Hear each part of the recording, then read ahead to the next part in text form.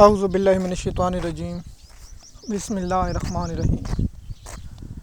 M S news HD5 کی ناظرین، السلام علیکم۔ امید ہے کہ آپ لوگ سب خیریت سے ہوں گے۔ آج کا جو ہمارا ٹاپک ہے وہ ہمارا ٹاپک آج ڈفرینٹ ہوگا، اور اس پر میں دونوں جانب سے موقف اور اس لڑائی کی اندرونی کہانی، آپ کو پتہ ہے کہ عمران ریاض اور علی امین گنڈاپور کے درمیان جو لڑائی، اور اس پر علی امین گنڈاپور کے بھائی کا موقف اور عمران خان کا موقف، وہ آپ لوگوں کے ساتھ شیئر کریں گے اور آپ لوگوں کو اس کی تفصیلات سے آگاہ کریں گے۔ جیسے کہ آپ جانتے ہیں، ہم آپ لوگوں تک انفارمیشن پہنچاتے ہیں، اور اصل ان دونوں کی لڑائی کا مقصد کیا ہے۔ سب سے پہلے علی امین گنڈاپور کے بھائی علی امین گنڈاپور نے الزام لگایا ہے کہ جو ملاقات ہوئی ہے وہاں عمران ریاض خان نے جو کہا، وہ آپ لوگوں نے سن چکے ہوں گے کہ عمران ریاض نے کیا کہا، اور اس میں عمران ریاض نے اپنے ویلاگ میں وہ تذکرہ کیا، لیکن یہاں میں وہ بات کہنا مناسب نہیں سمجھتا۔ آپ بھی سمجھدار ہیں کہ میں کیا بات نہیں کہنا چاہ سکتا۔ وہ آپ سمجھتے ہیں کہ پاکستان میں ایسی بات کرنے کے نتائج آپ لوگ بھگتنے پڑتے ہیں۔ دوسرا جو اہم مدعا ہے وہ ہے کہ اپنا علی امین گنڈاپور اور عمران خان کی لڑائی کی یہ وجہ ہے، کیا عمران ریاض خان کو KP میں گرفتار کرانا یا اس کو اغوا کرانا، وہ چیز۔ علی امین گنڈاپور کے بھائی نے یہ کہا ہے کہ آپ عمران ریاض خان بزدل ہے، اور اس بزدل کی وجہ سے لندن بھاگ گیا ہے، وہاں بیٹھے۔ دیکھیے، اس پوائنٹ آف ویو سے عمران ریاض خان نے علی امین گنڈاپور کو بہت دفاع کیا۔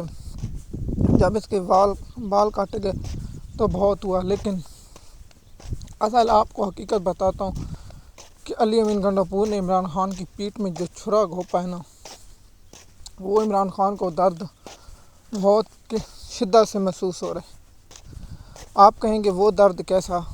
آپ یہ نقطہ رکھیں کہ عمران خان صاحب نے کہا ہے کچھ بھی ہو جائے 26 آئینی ترمیم پاس نہیں ہونے دیں۔ تمام لوگوں کو، سینیٹروں کو اور دیگر لوگوں کو آپ KPK میں منتقل کریں۔ KPK کی حکومت کے ہوتے ہوئے PTI کے لوگ کیسے اغوا ہوئے؟ بہت بڑا سوال ہے نا۔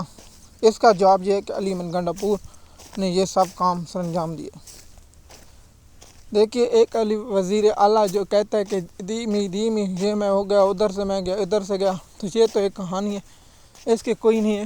آپ سمجھدار ہیں، آپ عقل رکھنے والے ہیں، آپ مجھ سے 100% بہتر جانتے ہیں، اور آپ کو یہ پتہ ہے کہ یہ اصل ماجرا کیا ہے، لیکن اس کے باوجود آئینی ترمیم پاس ہو گئی۔ میں نے کہا نا تھا کہ اس کے اثرات عمران خان کو بھی محسوس ہو رہے ہیں۔ عمران خان جو آئینی ترمیم کی اسے بننے والے جج، عدالت، نظام، سب کچھ تباہ و برباد ہو چکے۔ وہ علی امین گنڈاپور کا بھی اس میں بہت بڑا ہاتھ ہے۔